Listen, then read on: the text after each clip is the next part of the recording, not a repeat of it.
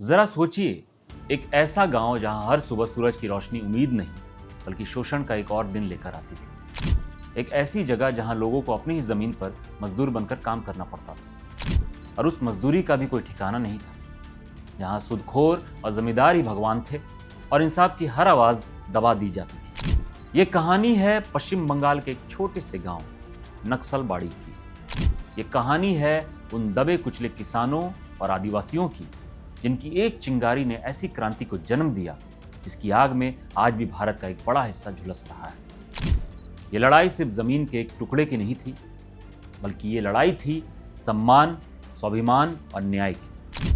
ये कहानी है उस एक गांव की जिसने हिम्मत दिखाते हुए भारत सरकार के खिलाफ ही जंग छेड़ दी थी।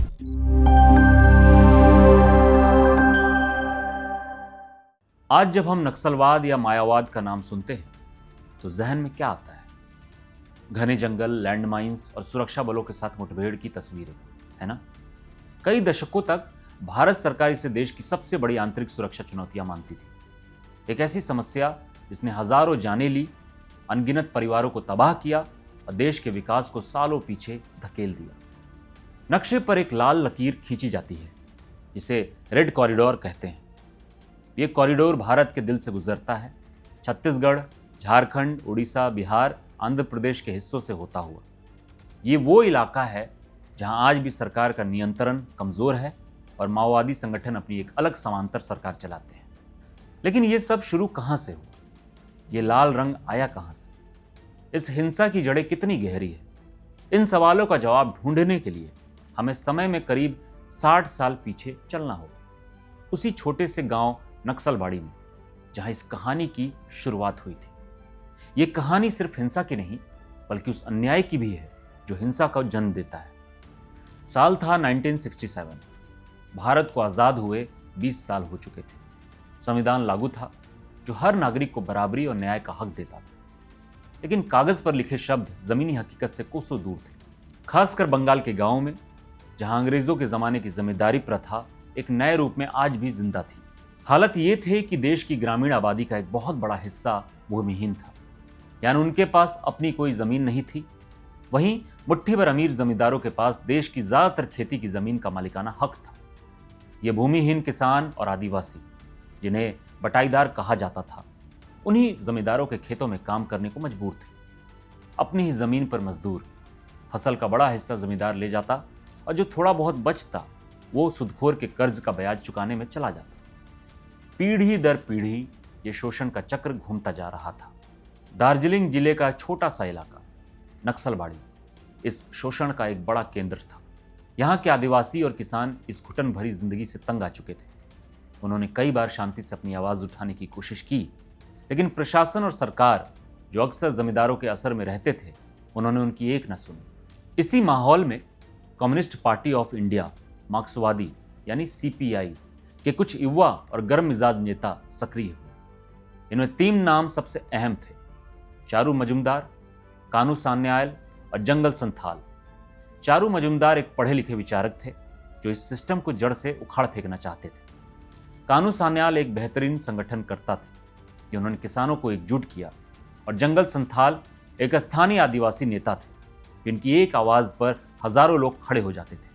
मार्च अप्रैल 1967 तक कानू सान्याल के नेतृत्व में हजारों किसानों और आदिवासियों का एक संगठन तैयार हो चुका था।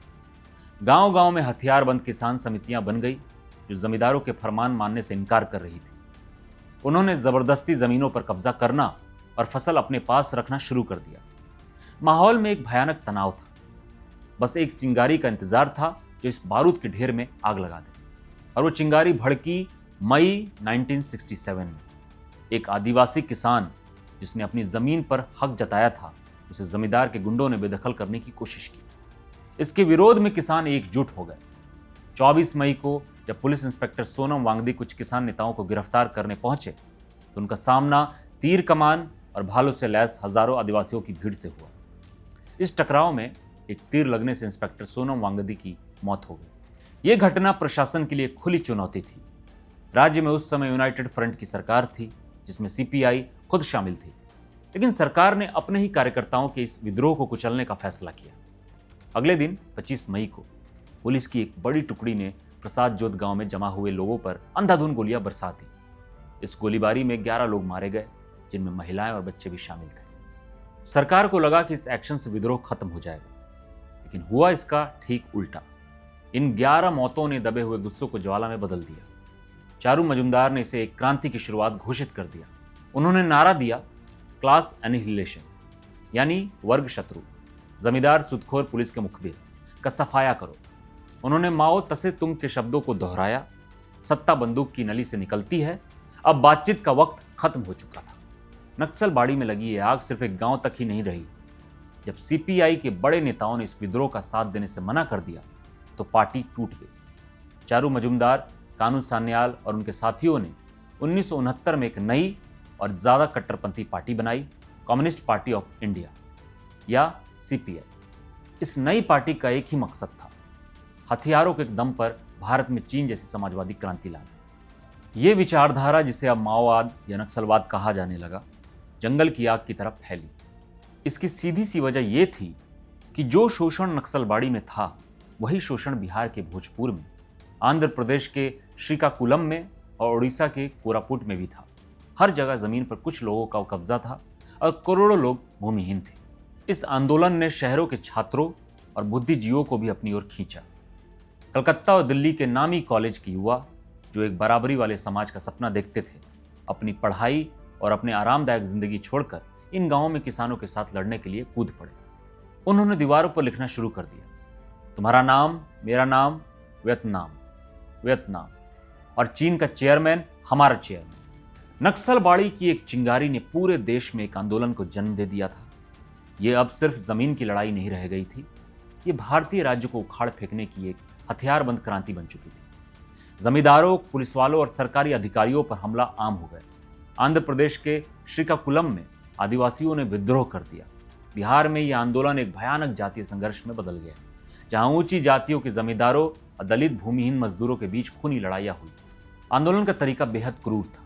चारू मजुमदार की क्लास एनिहिलेशन की थ्योरी का मतलब था कि किसी भी वर्ग शत्रु को बेरहमी से खत्म कर दो। वे मानते थे कि हिंसा का ऐसा प्रदर्शन ही जनता के मन से सरकार का डर निकालेगा और उन्हें क्रांति से जुड़ने के लिए प्रेरित करेगा। लेकिन इसी क्रूरता ने धीरे धीरे आंदोलन को आम लोगों से दूर भी कर दिया। शुरुआत में तो सरकार ने इसे कानून और व्यवस्था की एक छोटी मोटी समस्या ही समझा।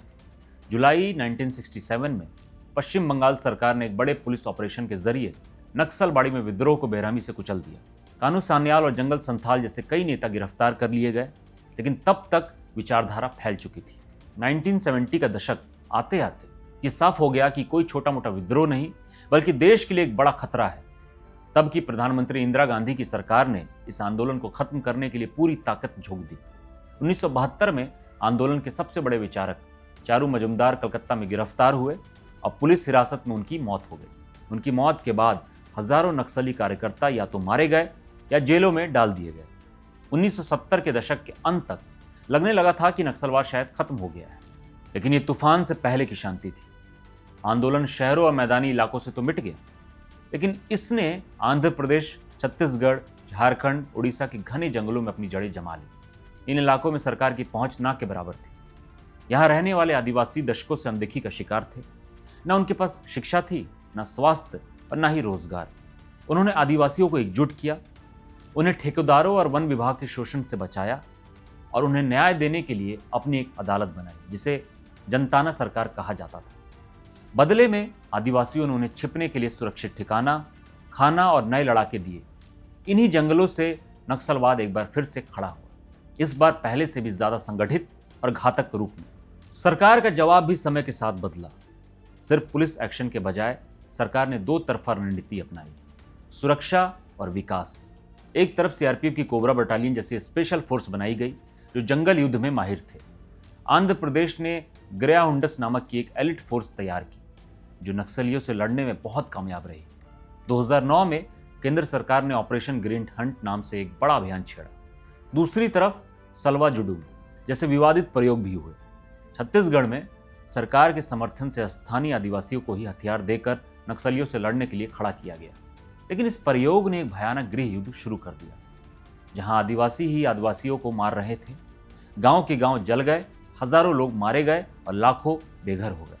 बाद में सुप्रीम कोर्ट ने इसे गैर कानूनी घोषित कर दिया। नक्सलबाड़ी से शुरू हुए इस संघर्ष ने पिछले 50 से ज्यादा सालों में भारत पर बहुत गहरा असर डाला है। इस आंदोलन ने यकीनन भूमि सुधार, मजदूरी और सामाजिक न्याय जैसे सवालों को देश की बहस के बीच मिला दिया। इसने हाशिए पर पड़े आदिवासियों और दलितों को अपने हक के लिए लड़ने की हिम्मत दी, लेकिन इसकी कीमत बहुत भारी थी। हिंसा के इस कभी न खत्म होने वाले चक्र ने हजारों जानें ली, जिसमें सुरक्षाकर्मी, आम नागरिक और खुद नक्सली शामिल थे। इन इलाकों में बच्चों की पढ़ाई बर्बाद हो गई, स्वास्थ्य व्यवस्था ढह गई और लोगों को एक अस्थायी डर के माहौल में जीना पड़ा। विकास की हर कोशिश, सड़क, स्कूल, अस्पताल को नक्सली ये कहकर उड़ा देते थे कि इससे सरकार की पहुंच उन तक हो जाएगी। इलाकों में सबसे ज्यादा पनपा जो कोयले और लोहे जैसे खनिजों से भरे हुए हैं, जैसे छत्तीसगढ़ और झारखंड। नक्सलियों ने इन इलाकों को अपनी कमाई का जरिया बना लिया। उन्होंने खनन कंपनियों, ठेकेदारों और व्यापारियों से टैक्स वसूल कर एक बड़ा आर्थिक साम्राज्य खड़ा कर लिया। इस वजह से इन खनिज संपन्न राज्यों का विकास ही रुक गया। इस आंदोलन ने भारतीय लोकतंत्र की कमजोरियों को उजागर कर दिया। इसने दिखाया कि जब तक विकास का फायदा समाज के सबसे गरीब इंसान तक नहीं पहुंचता, तब तक कोई भी लोकतंत्र स्थिर नहीं रह सकता। इसने राजनीति में एक ऐसी खाई पैदा कर दी जहां बातचीत की कोई जगह नहीं बची, सिर्फ बंदूकें ही बोलती थी। यह एक अजीब विरोधाभास है। जो आंदोलन गरीबों और शोषितों को न्याय दिलाने के लिए शुरू हुआ था, उसी ने उन्हें ही सबसे ज्यादा नुकसान पहुंचाया। विकास की कमी ने जिस विद्रोह को जन्म दिया, उसी विद्रोह ने विकास को हमेशा के लिए रोक दिया। तो आज की स्थिति क्या है? क्या नक्सलवाद खत्म होने की कगार पर है? सरकारी आंकड़े और जमीनी रिपोर्ट्स बताती हैं कि हालात पहले से बेहतर हुए हैं। पिछले करीब एक दशक में सरकार ने एक आक्रामक और बहुआयामी रणनीति अपनाई है, जिसे समाधान सिद्धांत कहते हैं। इसमें बेहतर लीडरशिप से लेकर टेक्नोलॉजी के इस्तेमाल तक हर पहलू पर ध्यान दिया गया है। इस रणनीति के 3 मुख्य स्तंभ हैं। सुरक्षा, नक्सलियों के खिलाफ अभियान बहुत तेज कर दिए गए हैं। सुरक्षा बलों ने उनके कई बड़े कमांडरों को मार गिराया और उनके गढ़ माने जाने वाले इलाकों में घुसकर सैकड़ों नए कैंप बना दिए। इससे नक्सलियों की कमर टूट गई है और उनका दायरा लगातार सिकुड़ रहा है।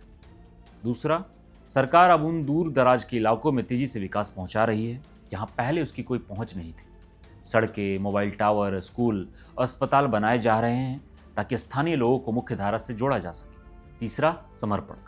सरकार ने नक्सलियों के लिए आकर्षक आत्मसमर्पण नीतियां बनाई हैं। जो लड़ाके हिंसा छोड़ना चाहते हैं, उन्हें समाज में वापस बसने के लिए मदद और रोजगार दिया जा रहा है और इसका असर भी दिख रहा है। एक समय था जब देश के 180 से ज्यादा जिले नक्सलवाद से प्रभावित थे। अब यह संख्या घटकर 40 से भी कम रह गई है। हिंसा की घटनाओं में भारी कमी आई है। आज ये संघर्ष मुख्य रूप से छत्तीसगढ़ के बस्तर, महाराष्ट्र के गढ़चिरौली और कुछ सीमावर्ती इलाकों तक ही सिमट कर रह गई है। सरकार ने आने वाले वर्षों में भारत को नक्सलवाद से पूरी तरह मुक्त करने का एक महत्वाकांक्षी लक्ष्य रखा है। नक्सलबाड़ी की कहानी एक त्रासदी है। ये इस बात का प्रतीक है कि कैसे सामाजिक और आर्थिक अन्याय को अगर अनसुना कर दिया जाए तो वो एक हिंसक और विनाशकारी आंदोलन को जन्म दे सकता है। ये उन किसानों के हक की लड़ाई थी जिन्हें आज़ाद भारत में भी गुलामी जैसी जिंदगी जीने पर मजबूर किया गया था। चारू मजूमदार ने जो सवाल उठाए थे, जमीन का बंटवारा, आदिवासियों का शोषण और सरकार की अनदेखी, वे आज भी मायने रखते हैं। लेकिन उन्होंने समाधान का जो रास्ता चुना, सत्ता बंदूक की नली से निकलती है। उसने अनगिनत बेगुनाहों का खून बहाया और विकास को दशकों पीछे धकेल दिया। हिंसा कभी किसी समस्या का स्थायी हल नहीं हो सकता। आज जब नक्सलवाद अपनी आखिरी सांसें गिनता दिख रहा है, तो ये जीत सिर्फ सुरक्षा बलों की नहीं, ये इस बात का भी सबूत है कि विकास और सुशासन के उग्रवाद का सबसे बड़ा जवाब है। जब सड़कें बनती है, बच्चों को शिक्षा मिलती है और युवाओं को रोजगार मिलता है, तो बंदूक उठाने की वजह अपने आप कम हो जाती है।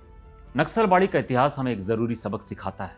हम हिंसा को भले ही दबा दें, लेकिन जब तक हम उस अन्याय को खत्म नहीं करते जो हिंसा को जन्म देता है, तब तक बगावत की चिंगारी किसी न किसी रूप में सुलगती रहती है। इस पूरी कहानी पर आपकी क्या राय है? क्या आपको लगता है कि नक्सलबाड़ी में जो हुआ वो उस समय के हालात में एक जरूरी कदम था, या हिंसा का रास्ता चुनकर आंदोलन ने अपनी अहमियत को खो दी? अपनी राय हमें नीचे कमेंट्स बॉक्स में जरूर बताएं। अगर आपको ये जानकारी पसंद आई तो इस वीडियो को लाइक करें और अपने दोस्तों के साथ शेयर करें। और भारत के ऐसे ही अनसुने ऐतिहासिक किस्सों के लिए हमारे चैनल को सब्सक्राइब करना ना भूलें। धन्यवाद।